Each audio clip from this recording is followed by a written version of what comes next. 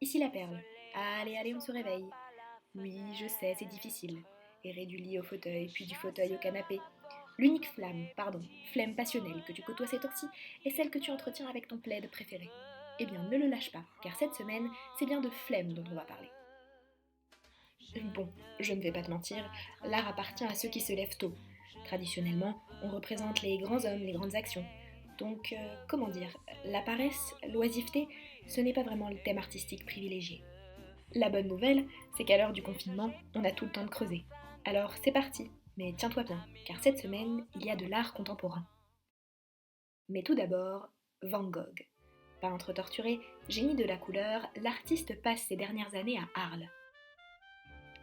Avec la sieste, c'est le délassement des moissonneurs endormis qui contraste avec l'extrême chaleur d'un vif après-midi jaune et bleu.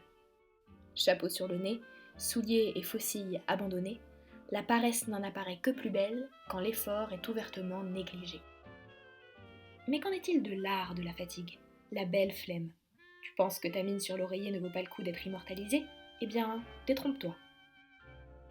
Ramon Casas s'y est intéressé. Amateur de portraits, il se sert de la peinture pour faire de notre morning face le plus flatteur des profils.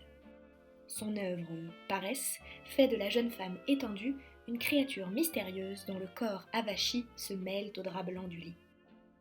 Et vous, procrastinateur? Oui, vous qui susurrez « je le ferai demain », mais dont on imagine parfaitement l'inactive position.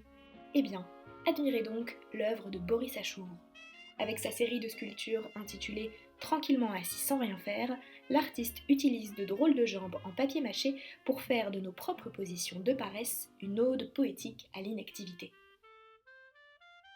Quant à l'artiste lui-même, guidé par une inspiration incertaine, on ne peut pas dire que ce soit le plus acharné des ouvriers.